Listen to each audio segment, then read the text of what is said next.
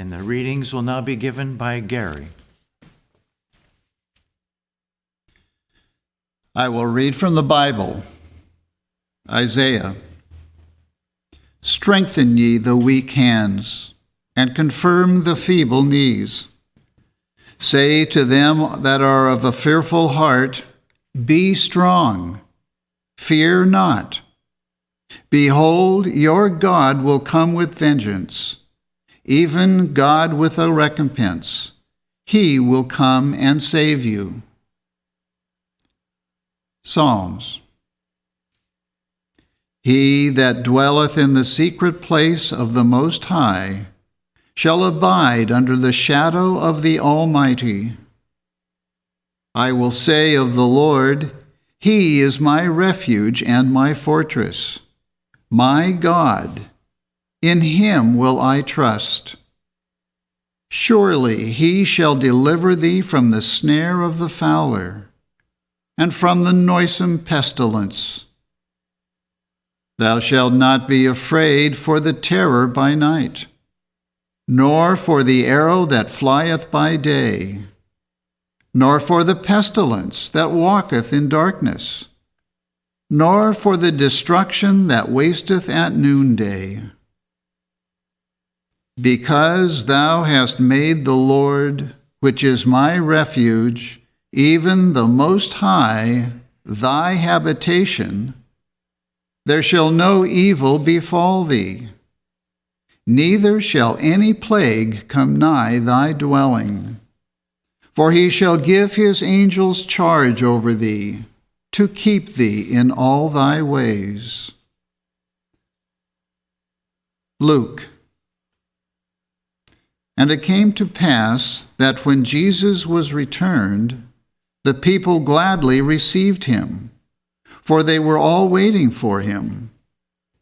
And behold, there came a man named Jairus, and he was a ruler of the synagogue.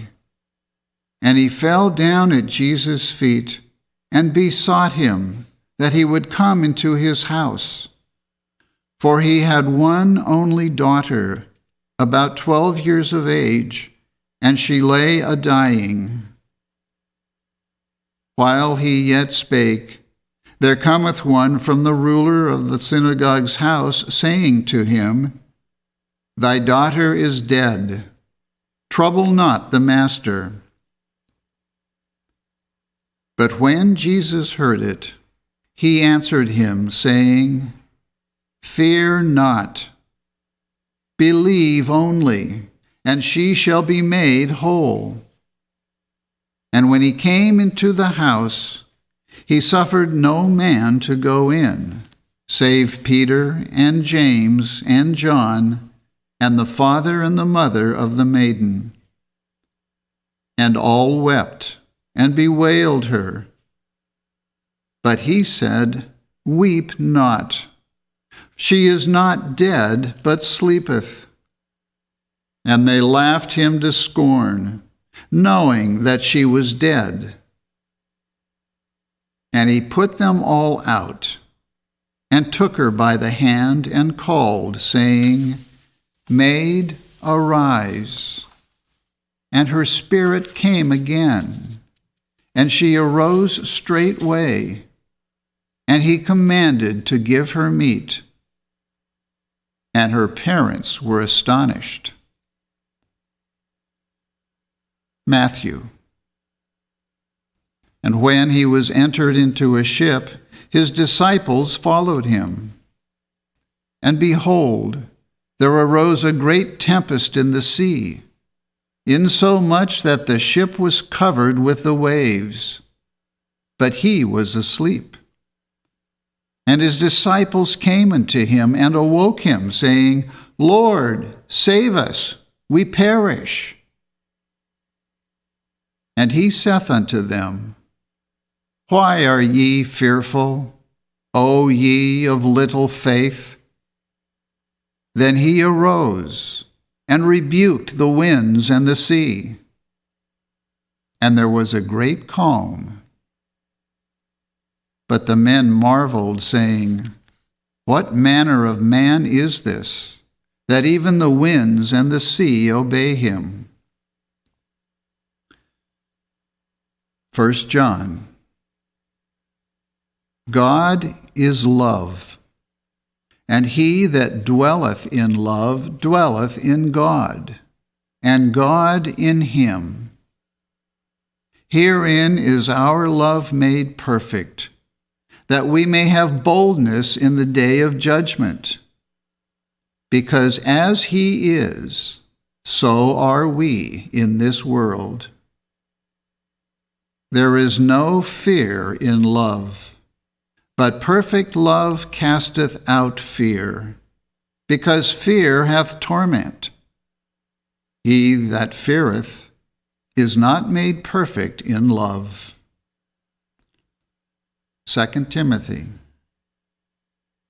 For God hath not given us the spirit of fear, but of power and of love and of a sound mind.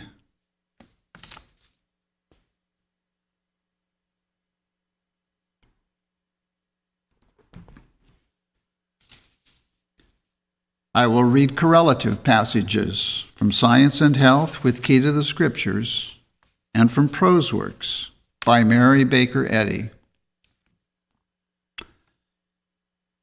Christian scientific practice begins with Christ's keynote of harmony, "Be not afraid." Fear is a belief of sensation in matter. This belief is neither maintained by science nor supported by facts, and exists only as fable. The fear of disease and the love of sin are the sources of man's enslavement. The fear of the Lord is the beginning of wisdom. But the Scriptures also declare, through the exalted thought of John, that perfect love casteth out fear. Our Master's first article of faith, propounded to his students, was healing, and he proved his faith by his works. The ancient Christians were healers. Why has this element of Christianity been lost? Because our systems of religion are governed more or less by our systems of medicine. The first idolatry was faith in matter. The schools have rendered faith in drugs the fashion, rather than faith in deity. By trusting matter to destroy its own discord, health and harmony have been sacrificed. Such systems are barren of the vitality of spiritual power, by which material sense is made the servant of science, and religion becomes Christ-like. Love for God and man is the true incentive in both healing and teaching. Love inspires, illumines, designates, and leads the way. Right motives give pinions to thought, and strength and freedom to speech and action.